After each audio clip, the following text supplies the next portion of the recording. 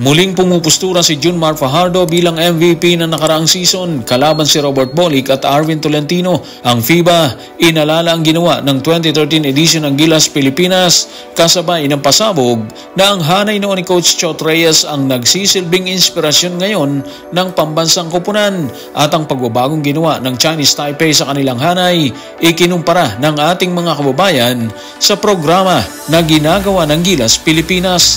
Tutukan po natin ang lahat ng yan, pero bago yan, pakisubscribe, like and share na lang muna para pareho tayong updated. Base sa naitalang record or performance, posibleng masungkit muli ni Junmar Fajardo ang MVP sa PBA ngayong paparating na October 5. Tanong, gaano nga ba kabigat ang pinag-uusapang stats ni Kraken para muli siyang tanghaling MVP? Narito ang report. Tutukan natin ang report ni Olmen Leiva ng Philstar. Gumawa ng hindi malilimutang marka si Junmar Fajardo ng San Miguel Beer sa ika-49 na season ng PBA matapos mamayagpag sa major statistical categories sa isa na naman posibleng MVP stint. Sa 58 na laro na nagawa niya sa SMB, nagtala si Junmar ng double-double average na 19.2 points, pangatlo sa mga local na manlalaro at 15.1 rebounds, pinakamataas sa mga homegrown players at pangatlo sa kabuuan kabilang ang mga import, habang may average din na 3.1 assists at 1.03 shot blocks, ika-12 sa mga Pilipinong manlalaro. Kung tutusin, hindi naman nakakagulat yung pinakitang galing ni Junmar Fajardo sa ika-49 season ng PBA, di ba? Sa bawat taon kasi, patuloy niyang pinatutunayan kung bakit siya tinaguro ang isa sa pinakamahusay kung hindi man ang pinakamahusay na manlalaro sa kasaysayan ng liga. Yung kanyang consistency, lalo na sa paglalaro niya ng lahat ng 58 games at pagkakaroon ng double-double average, patunay po yun ang kanyang dedication at tibay bilang atleta. Ang pangunan niya sa rebounds, mataas din sa points, sa assists, sa shot blocks, nagpapakita po yun na hindi lang siya scorer, kundi all-around player din po siya, di ba? So dami ng contribution niya sa San Miguel, malinaw na isa na naman siyang malakas na kandidato talaga para sa MVP. Ibig sabihin, pang-shampoo niya yan kung makukuha niya ngayong taon. Grabe, ang dami, di ba?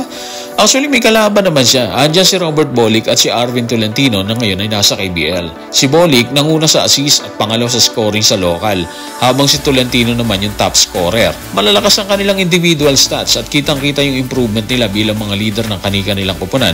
Pero kung isasama sa usapan ng consistency talaga, all-around game at epekto sa tagumpay ng team, lamang pa rin si Junmar Fajardo eh. Imagine 58 games ha. Malaking bagay po yun. May double-double average. Nanguna rin sa rebounds. Malinaw na hindi lang siya mahusay bilang individual, kundi isa ring haligi ng team na palaging contender. Dahil dito, malaki pa rin talaga yung possibility na masungkit ni Junmar Fajardo ang MVP award.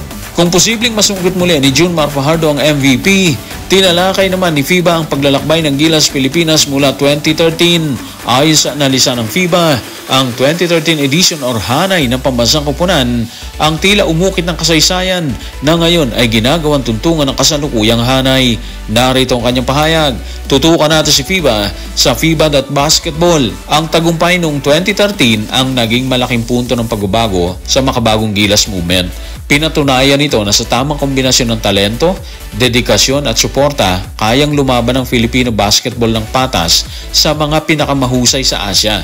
Ngayon, kapag sumisigaw ang mga Pilipino ng puso o suot ang kanilang asul at puting jersey ng buong pagmamalaki, pinaparamdam nila ang diwa ng 2013. Ang legasiya ay patuloy na nabubuhay, hindi lamang sa mga highlight reels o mga pahayagan, kung hindi sa puso ng bawat manlalaro na nangangarap na maisuot balang araw ang jersey ng Gilas. So noong 2013 talaga, muling pinatunayan ng Gilas Pilipinas na kaya nating makapagsabayan sa mga pinakamahuhusay sa Asia, di ba?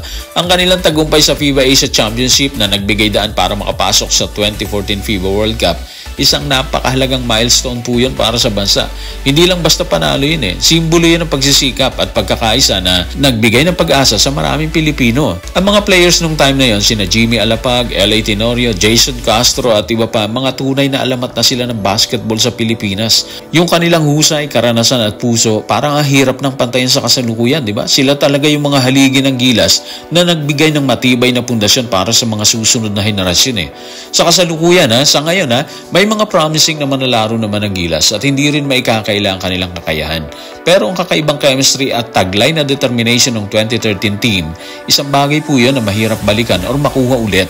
Sana magkaroon ulit tayo ng ganong klase ng team, no? Hindi naman natin sinabi na hindi magaling ang kasalukuyang Hanay. Ang sa atin lang siguro is kakaiba talaga ang edisyon ng 2013. Iba yung tikas nila nung time na yon. Moving forward mga ka-playoffs, naiisip natin siguro isang malaking factor din yung pagsa-step up ng karatig bansa natin sa kasalukuyan. Kaya natatalo tayo ngayon.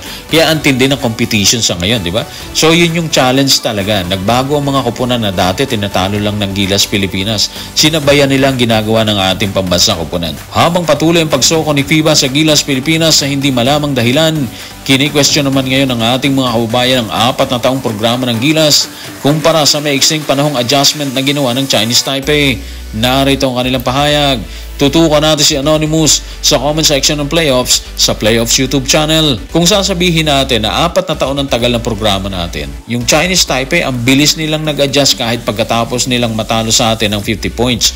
Napakaikli ng panahon para gumana ang isang programa. So ganoon na nga po, di ba? Mabilis na nagbago ang ihip ng hangin sa Chinese Taipei. Isipin mo matapos nilang mapulbos ng 50 points dito sa Field Sports Arena ng Gilas Pilipinas, bumalik sila ng sobrang lakas at tinalo ang Gilas, di ba?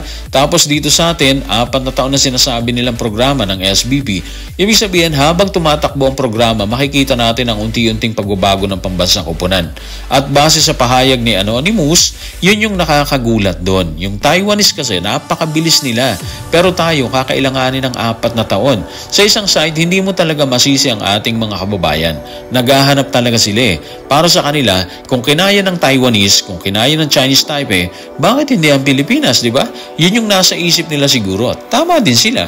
Para sa akin naman, malaki nakikita natin problema dito Una, yung availability ng players. Kalat-kalat kasi sila Nasa Japan, nasa KBL. Tapos yung PBA natin dito, mahaba ang komperensya nila mga playoffs. Marami silang komperensya. 3 yan.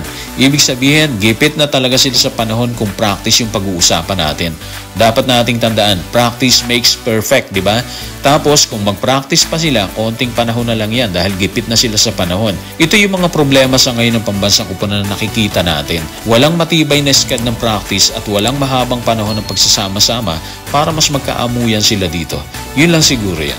So guys, maraming salamat.